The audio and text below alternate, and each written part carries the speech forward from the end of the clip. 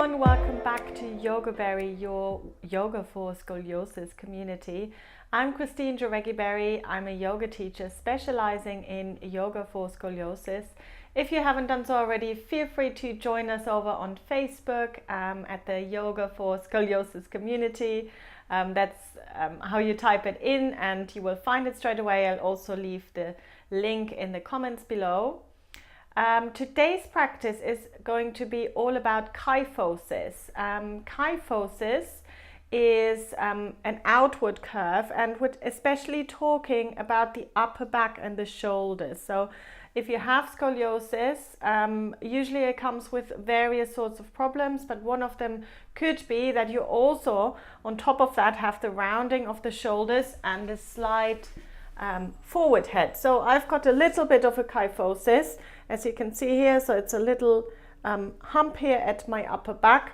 I have been doing yoga all my life, so it's not as bad maybe as it could be if I hadn't done anything like that, but still I was born with it. So there's still a lot of things I need to do to be able to stand upright, and really, especially as we get older, this becomes so important.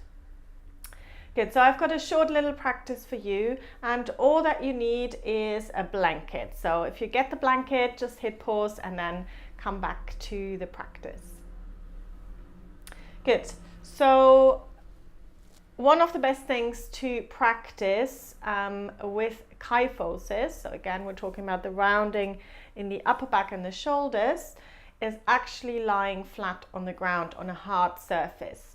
So this is going to be our first yoga pose, and it all kind of depends on how severe your kyphosis is when we lie down. So first of all, just kind of get a feeling for it. So without your blanket, just have it close by. Come to lying down on your back, feet flat on the ground, and then just kind of take a few moments to settle here, and you can have the arms turning up towards the ceiling. Now, if this is immediately uncomfortable for you and your head, your chin might be sticking out like this, and you feel that this is shortening in the neck here, which might mean you have quite a severe rounding in the upper back, then please feel free to use the blanket underneath your head.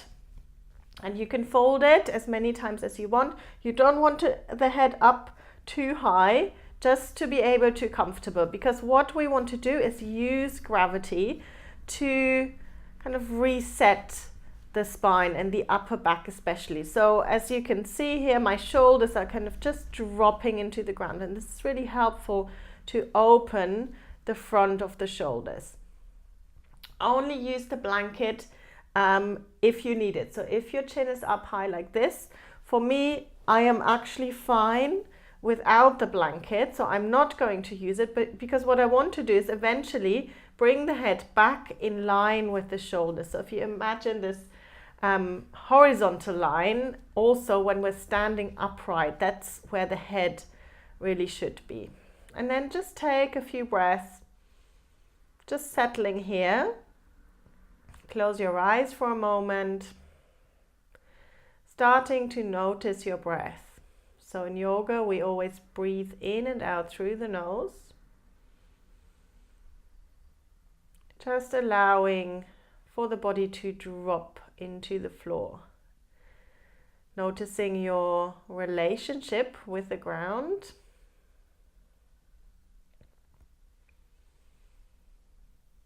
Noticing your feet settling into the floor,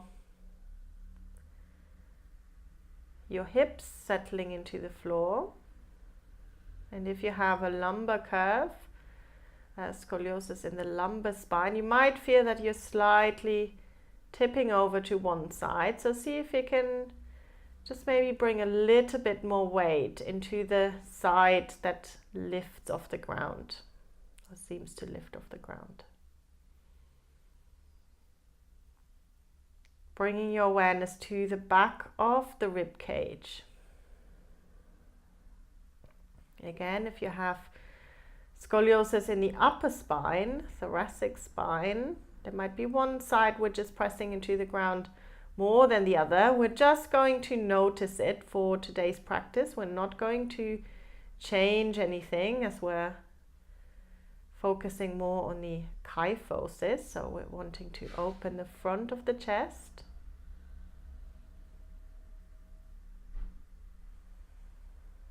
So just feel yourself softening into the ground.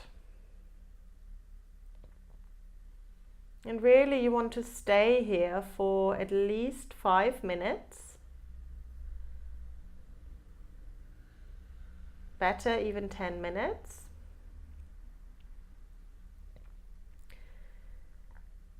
And then to come up, we're just going to slowly roll over to the side and slowly bringing yourself up into sitting. Good. So obviously you can stay for much longer and so you can really feel the front of the body starting to soften. I just want to show you a variation if this one was feeling really comfortable for you, and you might feel you can take it a little bit further. We're going to use the blanket. So I folded it into this rectangle shape. And you want to make sure that you have quite a firm edge here on the side, so not the frilly side. The frilly side is at the bottom, but the edge at the top. And then we're going to lie over the blanket, and I want the edge of the blanket just at the bottom of my shoulder blades. So I'm going to show you from the side. It's about there. So it's just so that the chest is slightly lifted. And this is encouraging a little bit of a back bend. Now, if you have a severe kyphosis, this is not going to be for you. So please stay working with one of the first options I showed you, just lying flat on the ground, will be wonderful. If you have a mild kyphosis or a milder, more moderate one, this might be quite nice just to open through the front of the chest. And again, you want to stay here for at least 5 to 10 minutes. So set yourself a timer and then see if you can relax into the pose. So I'm not going to stay that long. I'm going to come up because I've got another couple of other poses that I want to show you. Good. So we're going to use our blanket and we're going to bring it into kind of the middle of our yoga mat. And turning it this way this time, we're going to come to lying down on the front. So we want our pelvis, it's a little bit high, our pelvis, front of the pelvis to be supported by this blanket. So it doesn't have to be very high. And then we're going to come up onto our elbows into Sphinx Pose. And my feet are parallel, they're hip distance, the legs are hip distance apart. I'm just propping myself up onto my elbows. If this is too high for you, and the blanket kind of helps to protect your lower back a little bit more. If it's still too high for you, you might want to bring the elbow slightly lower and maybe put the blanket away. You kind of have to experiment a little bit with it. You don't want to feel any pinching in the lower back. So that is rule number 1. What we're trying to do is we're working on the upper back and again, counteracting that kyphosis. So first of all, just getting comfortable on your elbows and then lifting your chest a little bit more and sliding the shoulder blades down and the back. And then there's also the slight tuck of the chin. So for me, naturally, my head wants to come forward because I've lost kind of my curve in the neck a little bit. So I want to bring the chin back in. So it's not very attractive looking. As if you're giving yourself a double chin. Lifting the chest a little bit more and sliding the shoulder blades at the back, down at the back. Close your eyes for a few moments. So just, again, breathing in and out through the nose. With every inhale, imagine how the chest lifts a little bit more. And every exhale, the shoulder blades are melting down at the back. Every inhale, lifting through the chest. Every exhale, relaxing the shoulders. Still keeping that chin tucked in. So it might start to come forward again. See if you can keep it back. So see if you can stay for about 10 to 15 breaths. And then slowly release. Bringing the head down onto the forearms, and just move your hips from side to side. Good. So if this is your first ever time that you're doing this pose, then keep it there and see how you feel. And then maybe the next time around you're doing it, maybe you can do it twice. So 2 times 10 to 15 breaths. So we've got one more pose to do today. We don't need the blanket anymore. I'm going to put it to the side. And this next one is a strengthening pose. So I have chosen this order of poses on purpose. So I always start with a relaxation pose, then we work on lengthening, and only then we start to work on strengthening. Don't start to work on strengthening if you are already in any sort of pain. So if you're in any sort of pain, then work on releasing rather than strengthening. If you're feeling okay today, let's give this a go. And strengthening poses are very important for posture and to be able to keep the body upright in day-to-day activity. So we're going to take the arms forward in a sort of V shape. So I have my hands slightly wider than shoulder width apart. And I'm going to keep looking down towards the mat to keep the back of my neck long and lifting the head off the ground. On the next inhale, I'm going to lift my right arm, lengthening through the fingertips. Exhale, bring the hand down. Inhale, lifting the left arm. Exhale, slowly bringing the arm down. Good. So if you have, we haven't talked about Harrington rods and spinal fusion. If you do have a Harrington rod or spinal fusion, this might not be possible for you. So you might want to take the arms out to the sides.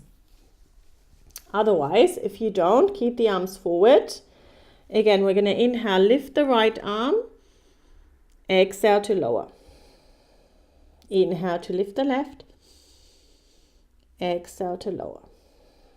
So this might be enough for you today, just alternating sides. If you're feeling quite strong, then try lifting both arms at the same time. Inhale and exhale. Inhale and exhale. Let's do 2 more. Inhale and exhale. Inhale up and exhale to lower. Good. Again, it's very important that you keep the back of the neck long. You don't have to lift the arms very high. It could just literally be a couple of centimeters off the ground. Keep reaching through the fingertips. And then when you're ready, slowly pushing yourself up through hands and knees. And we're just going to move the hips from side to side. And let's do a little bit of cat-cow. So rounding through the spine, inhale to lift the chest. It's just literally to just getting a little bit of movement into the back. Have a little stretch in child's pose after all these back bending poses, reaching through the fingertips, sending the hips all the way back. And then slowly bringing yourself up. Good, so I hope you enjoyed this little practice. Feel free to leave me any comments. I read them all, I reply to them all on YouTube or on the blog. And let me know if you have any questions, if you want to see any other videos. And I'll see you very soon for the next video.